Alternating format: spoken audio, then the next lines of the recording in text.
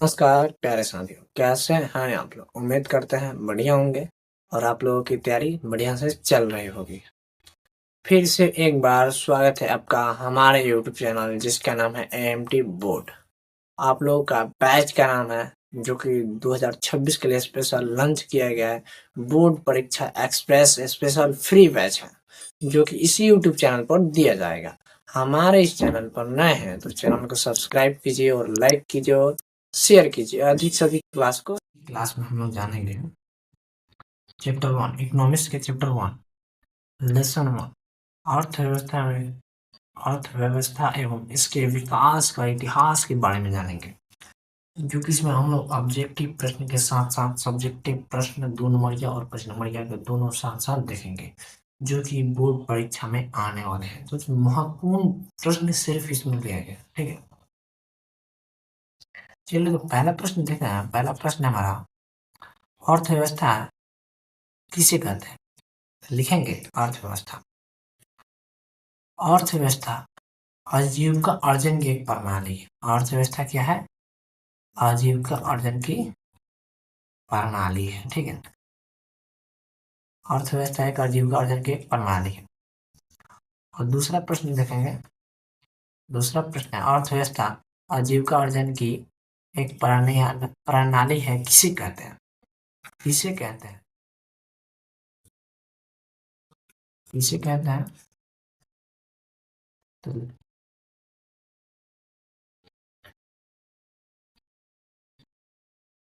दूसरा प्रश्न है आजीविका अर्जन की एक प्रणाली है, किसने कहा था? किसने कहा था? तो ब्राउन ने कहा था, ठीक है। ब्राउन ने कहा था। अगला प्रश्न है हमारा आर्थिक क्रिया किसे कहते हैं? आर्थिक क्रिया किसे कहते हैं? हमारी वे सभी क्रियाएं जिनसे हमें आय प्राप्त होती है, आर्थिक क्रिया कहलाती है। हमारी वे सभी क्रियाएं जिनसे जिनसे हमें आय प्राप्त होता है उसे आर्थिक क्रिया कहते हैं। चलिए तो अगला प्रश्न देखते हैं।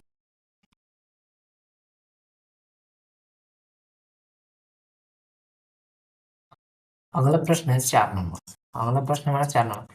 अर्थव्यवस्था को कितने क्षेत्रों में बांटा गया है?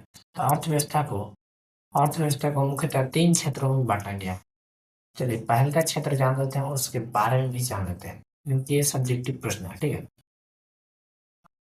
प्राथमिक क्षेत्र, इस क्षेत्र को कृषि क्षेत्र भी कहते हैं। इसके अंतर्गत कृषि, पशुपालन, मछली पालन, जंगलों से वस्तुओं को प्राप्त करना इत्यादि क्या प्राथमिक क्षेत्र है। दूसरा जान लेते हैं। दूसरा क्षेत्र है द्वितीय क्षेत्र। इस क्षेत्र को औद्योगिक क्षेत्र भी कहते हैं। इसके अंतर्गत खनिज व्यवसाय, निर्माण कार्य, उद्यान उपयोगी सेवाएं जैसे गैस और बिजली आदि के उत्पाद आते हैं। मतलब द्वितीय क्षेत्र जो कि बनकर उपयोग में लाए तो उसे हम द्वितीय क्षेत्र कहते हैं। जिसे इस क्षेत्र को औद्योगिक क्षेत्र भी कहते हैं। इसके अंतर्गत खनिज व्यवसाय, निर्माण कार्य, जनोपयोगी सेवाएं जैसे गैस और बिजली आदि क्या द्वितीय क्षेत्र में आते हैं। चलिए तो तीसरा जान लेते हैं।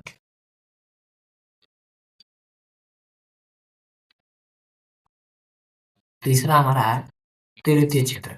इस क्षेत्र को सेवा क्षेत्र भी कहते हैं। इसके अंतर्गत बैंक, बीमा, परिवहन, संचार एवं व्यापार आदि क्रियाएं सम्मिलित होती है। तृतीय क्षेत्र मतलब कोई बस चला रहा है तो क्या कर रहा है? तृतीय क्षेत्र क्या है? वो क्या है? परिवहन मतलब संचार सेवाएं दे रहा है। अगला प्रश्न है 5 नंबर। 5 में अर्थव्यवस्था कितने प्रकार के होते हैं? अर्थव्यवस्था कितने प्रकार के होते हैं? अर्थव्यवस्था अर्थव्यवस्था मुख्यतः 3 प्रकार के होते हैं। चलिए तीनों के बारे में जानते हैं और तीनों प्रकार देखते हैं।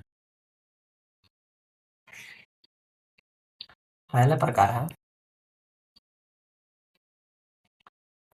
है पूंजीवादी। पूंजीवादी अर्थव्यवस्था। पूंजीवादी अर्थव्यवस्था वह अर्थव्यवस्था है जहां उत्पादन के साधनों का स्वामित्व निजी व्यक्तियों के पास होता है।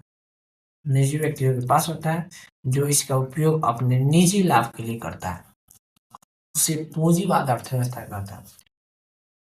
हमारे इस चैनल पर नए हैं तो चैनल सब्सक्राइब कीजिए और क्लास को लाइक कीजिए और कमेंट करके बताइएगा, ठीक है, ये कैसे चल रही है आप लोगों की तैयारी, और क्लास को शेयर भी कर दीजिएगा। जैसे कि पूंजीपति अमेरिका, जापान, ऑस्ट्रेलिया, ये सब क्या है, पूंजीवादी अर्थव्यवस्था वाले देश हैं। ठीक है,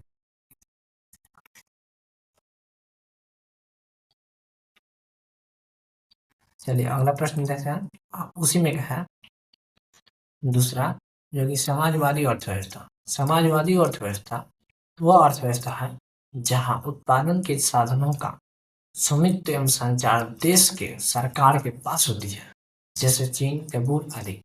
सब क्या है, समाजवादी अर्थव्यवस्था देश है। ठीक है, और तीसरा है मिश्रित अर्थव्यवस्था। मिश्रित अर्थव्यवस्था वह अर्थव्यवस्था है जहां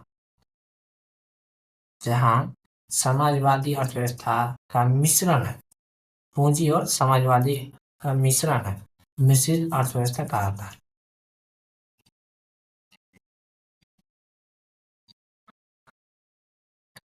वो अर्थव्यवस्था जहाँ उत्पादन के साधनों का स्वामित्व सरकार तथा निजी व्यक्तियों के पास होता है, मतलब दोनों के पास होता है, सरकार और निजी व्यक्तियों के दोनों के पास होता है। जैसे भारत, ये हमारा भारत देश ही है जो कि मिश्रित अर्थव्यवस्था है। ठीक है, अगला प्रश्न देखते हैं।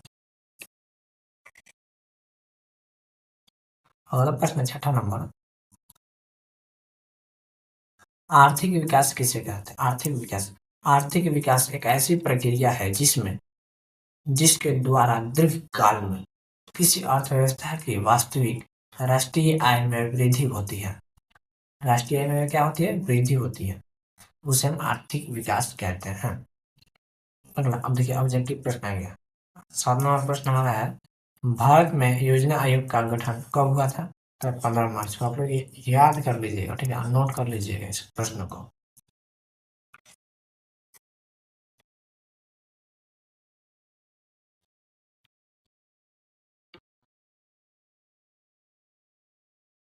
अगला प्रश्न है, सतत विकास क्या है। ऐसा विकास जो जारी रह सके, टिकाऊ बना रह सके, तब सतत विकास में न केवल वर्तमान पीढ़ी बल्कि भावी पीढ़ी के विकास को भी ध्यान में रखा जाता है। अगला प्रश्न हमारा 9 नंबर, वस्तु विनिमय प्रणाली क्या है। वस्तु से वस्तु का लेन देन वस्तु विनिमय प्रणाली कहलाती है। वस्तु से वस्तु का लेन देन करना वस्तु विनिमय प्रणाली कहलाती है। अगला प्रश्न संख्या है 10, मौद्रिक प्रणाली किसे कहते हैं। तो मुद्रा से वस्तु एवं सेवाओं का विनिमय करना मौद्रिक प्रणाली कहलाती है। अगला प्रश्न हमारा है, कोर बैंकिंग प्रणाली क्या है। तो कोर बैंकिंग प्रणाली के अंतर्गत एक संकेत से एक व्यक्ति के खाते से दूर अवस्थित दूसरे व्यक्ति के उसी बैंक के माध्यम से पैसा का हस्तांतरण यानी ट्रांसफर करना कोर बैंकिंग प्रणाली कहलाती है। मतलब कि आप हैं दिल्ली और कोई व्यक्ति है कोलकाता, वहां से आपके खाते में पैसा भेज देता है, आप दिल्ली से निकाल सकते हैं कि नहीं, उसी को हम क्या कहते हैं, कोर बैंक प्रणाली कहते हैं। ठीक है, मतलब कि एक खाते से दूसरे खाते में ट्रांसफर करना। ठीक है, चलिए अगला प्रश्न देखते हैं। अगला प्रश्न है, एटीएम प्रणाली क्या है। एटीएम का संक्षिप्त में ऑटो टेलर मशीन है, जो कि स्वचालित होता है, छोटे से कार्ड पर अंकित शुल्क संकेत के आधार पर नहीं भेजता था, किसी समय निर्धारित बैंक के केंद्र से पैसे निकालने की सुविधा होती है। पैसे निकालने की सुविधा होती है। ठीक है, अगला प्रश्न है हमारा, अगला प्रश्न है 13 नंबर, राष्ट्रीय आय किसे कहते हैं। किसी देश में एक वर्ष की अवधि में उत्पादित सभी वस्तुओं एवं सेवाओं के मौद्रिक मूल्य के योग को राष्ट्रीय आय कहते हैं।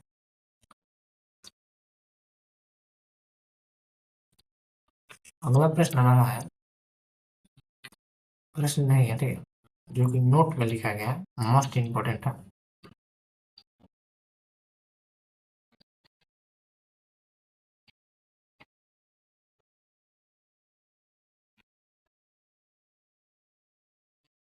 जिस देश का राष्ट्रीय आय अधिक होता है वह देश क्या कहलाता है, विकसित कहलाता है।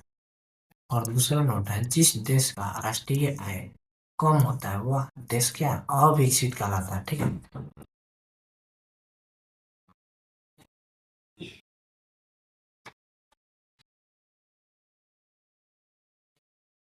जिस देश का राष्ट्रीय आय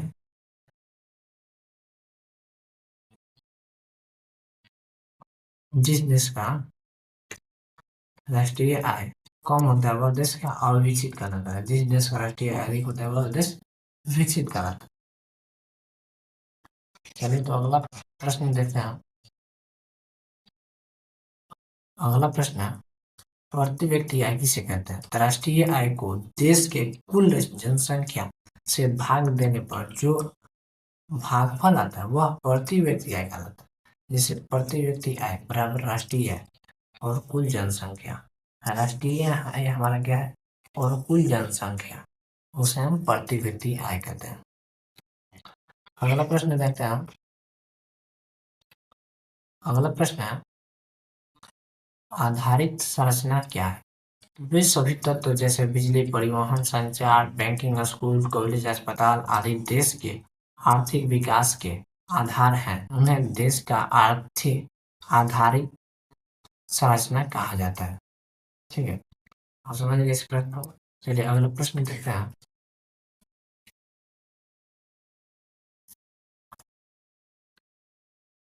अगला प्रश्न है बिहार के पिछड़ेपन के कारण निम्न है। तो लिखेंगे तेजी से बढ़ती हुई जनसंख्या, आधारित संरचना का अभाव, कृषि पर निर्भरता, बाढ़ तथा सूखा से क्षति, औद्योगिक पिछड़ापन, गरीबी, खराब विधि व्यवस्था, कुशल प्रशासन का अभाव। देखिए सब लोग क्या है कृषि पर आधारित है, इसलिए बिहार के पिछड़ापन है। ठीक है, इसलिए बिहार पिछड़ा हुआ है। ठीक है, चलिए अगला प्रश्न देखते हैं। अगला प्रश्न हमारा है 17 नंबर, कृषि जनित उद्योग किसे कहते हैं? ऐसा उद्योग जो कृषि उत्पादन पर आधारित होता है अथवा जिनके उत्पादन में कृषि क्षेत्र से कच्चा माल आता है उसे कृषि जनित उद्योग कहते हैं। जैसे आम से अचार बनाना etc। चलिए अगला प्रश्न देखते हैं। अगला प्रश्न हमारा है मानव विकास रिपोर्ट क्या है? यूएनडीपी द्वारा प्रकाशित मानव विकास रिपोर्ट विभिन्न देशों के तुलना लोगों के शैक्षिक स्तर और उनकी स्वास्थ्य स्थिति और प्रति व्यक्ति आय के आधार पर करती है।